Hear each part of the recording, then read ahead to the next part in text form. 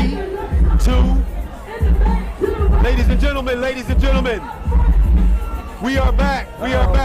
Once again, we're doing the interviews, y'all. We're doing these interviews all day. We over here, we at the Avenue Live, Delaware Avenue in Spring Garden. If you're visiting, plug in Christopher Columbus Boulevard and Spring Garden Avenue. We are the BDM Cigar Talk TV show. We're just here for Philly Cigar Week 2022 and enjoying ourselves. This is the last day. I'm Big Bruce, BDM Cigar Talk Show host, and I'm saying what's up. We're going to let the guests introduce themselves in 1 minute, but the other hosts, please, introduce yourselves. Listen, again, it's your guy, Dangerous Dwight in the house. More fire. Listen. All right. It's Mighty Mizzay here to smoke and have fun today. Wow. Again, was that off the top or the same round before? Oh, well, it don't matter. All right, so for the first time during the whole Philly Cigar Week, the one interview we've been waiting on, we got it right now. The creator, the founder. Let him introduce himself. Go ahead, please, sir. Hello, everyone out there. This is John Armstrong, the founder of Philly Cigar Week, and I'm excited. Yes. It just seems like it was just yesterday we were sitting out last year on the Capitol River Deck, chatting with y'all about what we were trying to build here in Philadelphia, and here we are back again, and this is year 3, and I think we're taking the steps to just putting a strong foundation together and keep putting this thing putting in the right direction. In the right direction. Taking it to different levels. Different levels. Definitely taking from that first year, second year, and third year. Bigger and better, different venues, different looks, making it comfortable for everybody to come out and just put some smoke in the air. Listen, we did our research. We definitely stay in tune and lock in what's going on around the country. And it's all about best practices. You know, there's a lot of things going out there around the country that are just great cigar events. Shout out to all of the cigar events happening around the country. It's a vibe, it's a wave. We're just taking what we see in our travels and bringing it back to Philadelphia and just kind of implementing it into our system. So it has been working for us. Fantastic. I like what you're doing. Definitely, you know we are behind you, got your back. I know, I wanted to hear you say it, but this thing that we do, Philly Cigar Week, for the 3rd year, it's not just you, right? Absolutely. I would almost say, as big as I am, people think that I'm a big presence, but my nickname is Kaja Sose. I'm kind of like the behind-the-scenes guy for the most part.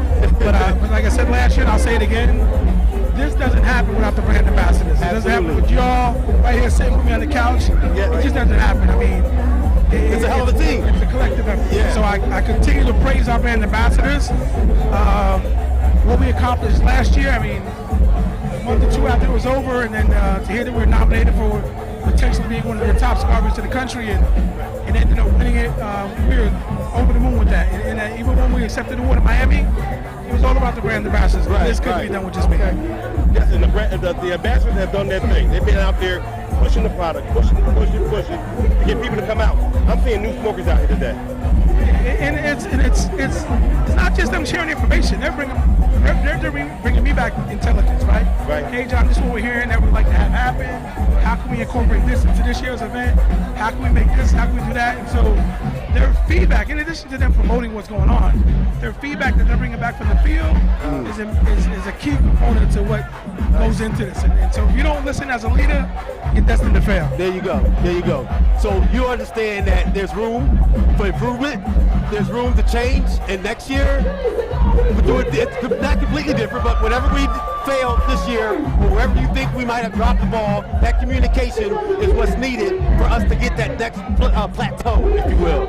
Absolutely. And one of the things that was a takeaway and that we added this year for the first time as a somewhat of a pilot is that we did a panel discussion called Deep in the Lead. I like that, yeah. And we had a nice cross-section of panelists from all the different industries.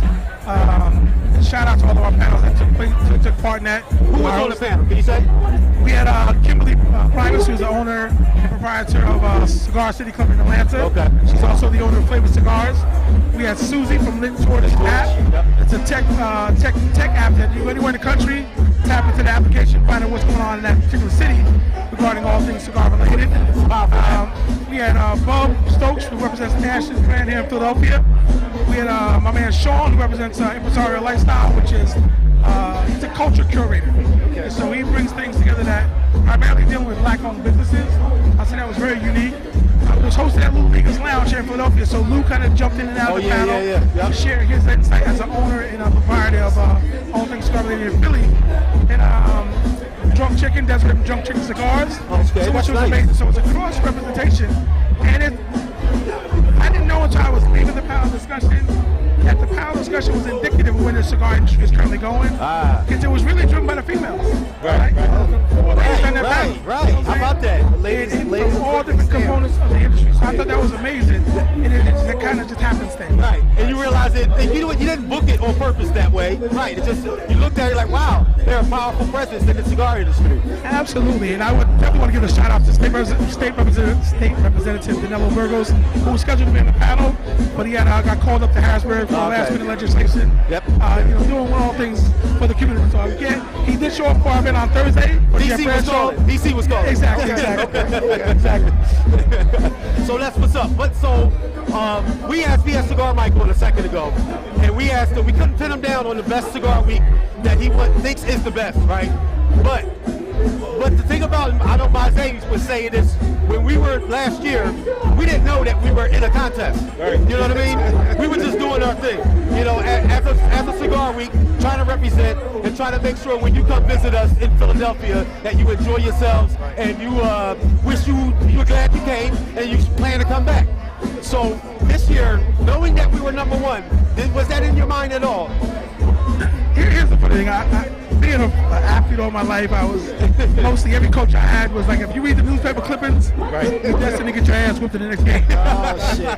So my thing was this, and I'll be humble enough to say we were honored, and I was humbly honored to accept that award on behalf of not just me, but the city of Philadelphia, all the venues that supported us last year, and once again, most importantly, the brand ambassadors.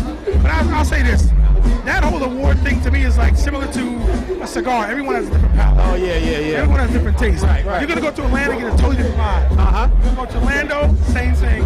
So all of those different cigar weeks are necessary. Right. And there's a question out there that's floating around, is it oversaturated? My thing is this. Anytime you come together around the leaf and do some fellowship and meet new people, I think you never get enough of that. And the gold will float to the top. You know, the ones that don't, if it's oversaturated, some will rise and some won't. You know, and then it'll be an equal placement by the universe. Absolutely. All right, so listen, we always ask this. We want to ask you too. Well, Mizzay, you want to go ahead. Ask This is the main question I want to ask this brother. This is the main question. What are you smoking, brother? Every time I see you, I ask you that question. What are you smoking? So, I'm going to answer part 2 of that question next. So right now I'm drinking a flavor cigar. Okay. Smoking a flavor cigar that was gifted to me by Kimberly Primus. Okay. It's their full body. It's not one of their flavors. They have a full body cigar with the selection, but it's under the flavor cigar line. Right. But so I was at an event about a month ago somewhere in the tri-state, and I ran into these 2 gentlemen, and I was smoking a upsetter flavor cigar, and I was politely told to say, hey man, you're too big to be smoking some flavor shit. But he gave me some great game. He said, just take the label off. You never know. Tell me it's part of your private label hand roll selection. Well, you know what happened? It's like, hey, what's that smell? Who's smoking? I don't know. I have no idea. And walk away. You got incense out here? So what was your first cigar? Actually, I kind of came in on the flavored cigar thing. But I'll say this though. Actually, I'm lying. My first one was a Guiva. I think I shared the story last year. Right. One of my former college teammates played for the Bucks for years. And in Tampa, the Yankees have their all-season camp there. So where he lived in the gated community, all of the players would always drop, in their travels, cigars at his house. And that was my first time seeing a walking humidor because he had so many cigars in his garage. Okay. He just built a humidor in his house. Yeah. So in Tampa that year, we were down in Ybor City, and he gave me like a little 3-canister holder. And we're leaving the steakhouse, and I might have took 3 or 4 puffs, put the cigar down, and I was walking out. And the waiter was running down, she saying, Senor. I'm like, what's going on? He left the cigar. And I'm like, I'm cool. And I'm like, I'm done. He's like, he took the cigar and clipped both ends and walked away. And I said, what's that about? He said, that's the real shit. Right, and you wasted some good shit. I didn't know anything about it. So that was my main instruction. That was my first cigar. But yeah, it's a great story though. But yeah.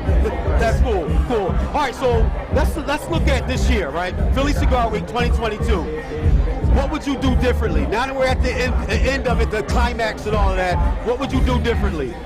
It's kind of twofold. When me and my man started this a couple years ago and had the concept, we thought we could do it on our own, right? Right. And then I got introduced to people in the community in the cigar community, and it's like, nah, kind of got to get indoctrinated to the culture. So that's what we set out to build out the team. So we could, personally, I could have said some things differently, just kind of spread out the work. Sometimes you want to take on too much and not really burden other people because they're volunteering their time already, and not knowing that they're ready and waiting and willing to help you and assist you. And just being able to say, you know what, I need help.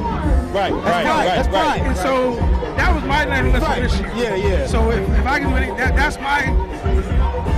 I got to work on it. You're inside of yourself. Allowing people to help. Asking for help. Yeah. Those contractual things that happen, those are things you can't control. They just happen.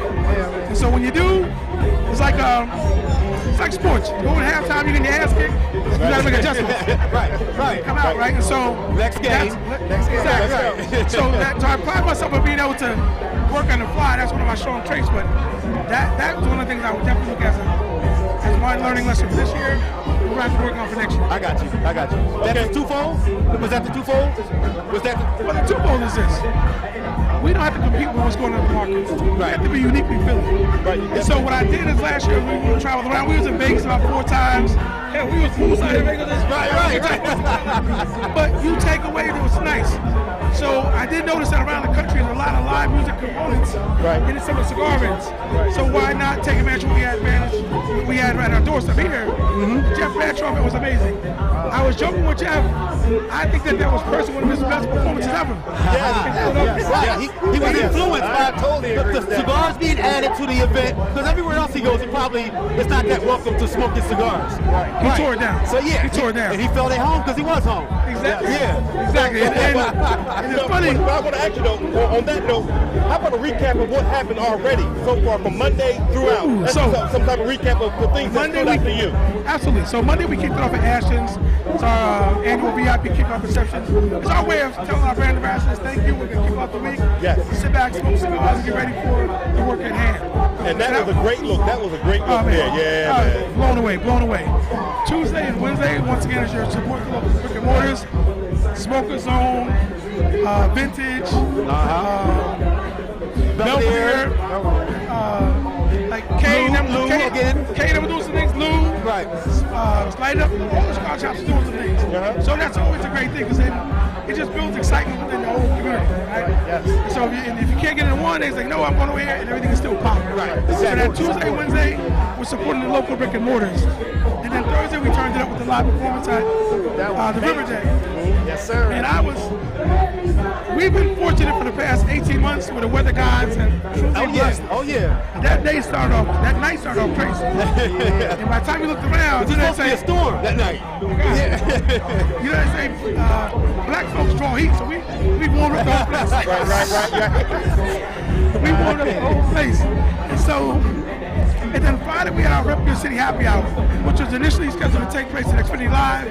There was a conflict, scheduling conflict. Right. We moved it over to the Radisson. And it was funny, we met the owners and the management at the Radisson.